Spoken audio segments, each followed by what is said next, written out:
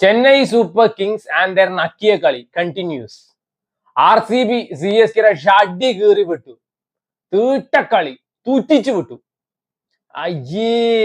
So ആരോ പറയണ്ടായിരുന്നു ഇപ്പോഴത്തെ RCBയുടെ കളി പ്രൈം CSKയുടെ കളി പോലും, ഇപ്പോഴത്തെ CSKയുടെ കളി പഴയ RCBയുടെ കളി പോലും. കറക്റ്റാണ്, കറക്റ്റ് പറ 100% കറക്റ്റ്. ബിഗിനർ മോഡില് വീഡിയോ ഗെയിം കളിക്കുന്ന പോലെ അടിച്ച് തൂറ്റിച്ചു വിട്ടത്. 4 ഒന്നും വേണ്ടത്ര, 6 മാത്രം മതി.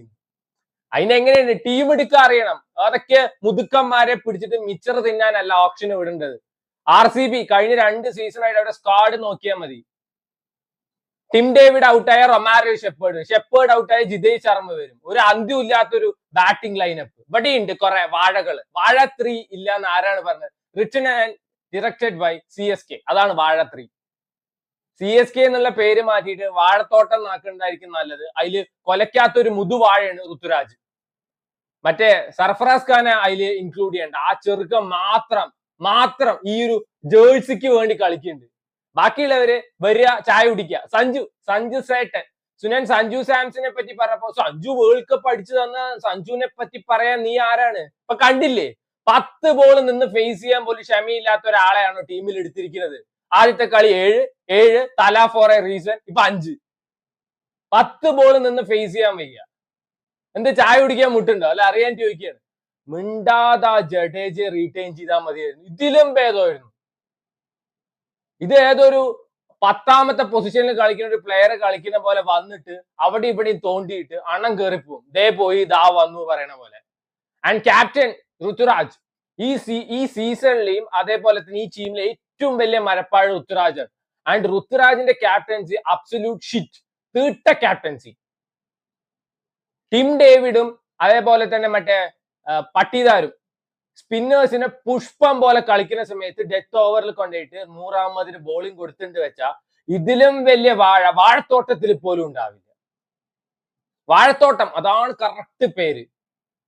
എടുക്കേണ്ട പ്ലേയേഴ്സിനൊന്നും എടുക്കാതെ ഏതോ രണ്ട് ചെറുക്കന്മാർക്ക് 28 കോടി കൊടുത്ത ആ മുതുക്കന്മാരെയാണ് പറയേണ്ടത്. മിച്ചർ തിന്നാനാണ് അവർ ഓപ്ഷന് പോയിരിക്കുന്നത്.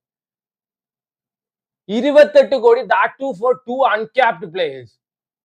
എന്തൊക്കെ ഭാവി വാഗ്ദാനങ്ങളാണ് ഭാവി സീസണിക്കുള്ളതാണ് പറഞ്ഞാലും ബാക്കിയുള്ളവർ ടീം എടുത്തിരിക്കുന്നതാണ്. RCB team എടുത്തിരിക്കുന്നതാണ്.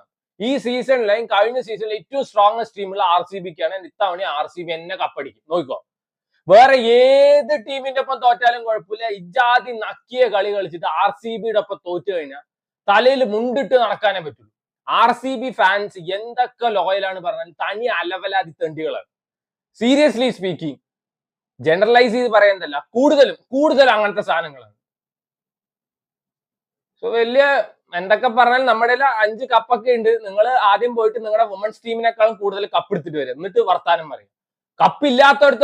കപ്പില്ലാത്ത സമയത്ത് പോലും ഇവന്മാരുടെ വായ്ത്താളം അൺസഹിക്കബിൾ ആയിരുന്നു. ഒരു കപ്പ് അടിച്ച ശേഷം അതിലേറെ കൂടി. ആൻഡ് ഇപ്പൊ നക്കി തോറ്റപ്പോ തലേ കൂടെ മുണ്ടിട്ട് നടക്കാം. അതേ പറ്റുള്ളൂ. സോ കളി തുടങ്ങിയ സമയത്ത് first 2 overs that was very good. കളിയിലാവുമ്പോൾ എജാതി കിടു ബോളിംഗ് ആയിരുന്നു. കോഹ്ലി ഫസ്റ്റ് 3 ബോൾസിൽ കോഹ്ലി എത്ര തവണ ഔട്ട് ആവേണ്ടതാണ്? അത്രയും തവണ സ്ട്രഗിൾ ചെയ്തിട്ടുണ്ട് കോഹ്ലി. ആൻഡ് കോഹ്ലി കൊടുത്തൊരു ക്യാച്ച് ധൂബണ്ണൻ, ആർച്ചാമി അണ്ണൻ. എന്നിട്ട് ആ കോഹ്ലി എടുത്ത ആ റണ്ണെങ്കിലും എടുത്തോ? 10-28 റൺ എടുത്തുള്ളൂ. അതുപോലും എടുത്തിട്ടില്ല. കൊടുത്ത റണ്ണ് പോലും അവൻ എടുക്കാൻ വയ്യ. അങ്ങനെ കുറെ വാഴകളുണ്ട്. എന്നിട്ട് ആ ടിം ഡേവിഡിന് ഔട്ടായ സമയത്ത് ഞാൻ എത്ര സന്തോഷിച്ചു എന്നറിയൂ.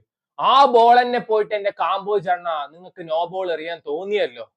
പിന്നീട് നടന്ന ചരിത്രം 30 ബോളിൽ 90. എന്താ ഇത്? അടിയുടെ പൂരം.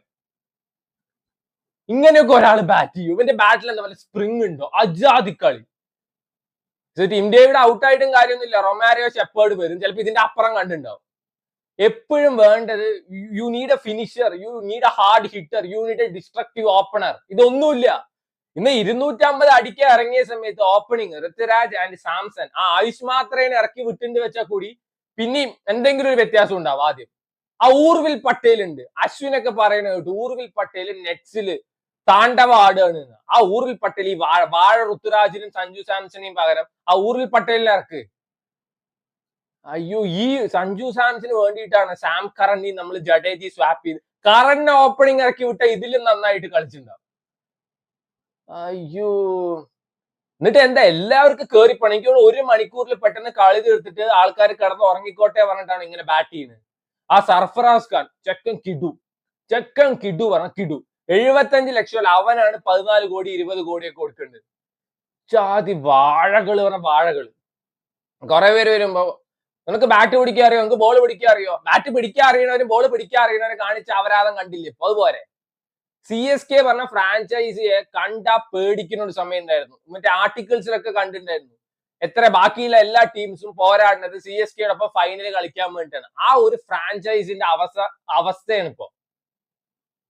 അയ്യേ, പണ്ടൊക്കെ പ്രൈഡ് ആയിരുന്നു CSK പറയുമ്പോ, ഇപ്പൊ തൈരാണ് CSK പറയുമ്പോ. ഞാൻ പറഞ്ഞില്ലേ പണ്ടത്തെ RCB, അതാണ് ഇപ്പൊ CSKയുടെ അവസ്ഥ. പ്ലേയേഴ്സ് എടുക്കുമ്പോ ഇന്ന കോമ്പിനേഷനിൽ ഇന്ന പ്ലേയേഴ്സ് വരണം. ബോളിംഗ് ഇല്ല. മുമ്പൊക്കെ പറഞ്ഞിട്ടുണ്ടായിരുന്ന പ്രശ്നം എന്താ വെച്ചാൽ we don't have A bowling side, ഒരു ഗുഡ് ബോളിംഗ് സൈഡ് ഇല്ല. ഗുഡ് ബോളിംഗ് സൈഡ് മാത്രമല്ല, പ്രോപ്പർ ഫീൽഡിംഗ് സൈഡ് ഇല്ല. ബാറ്റിംഗ് അത് വേറെ ചോക്കാം. ബോളിംഗിനേക്കാളും തറയാണ് ബാറ്റിംഗ്.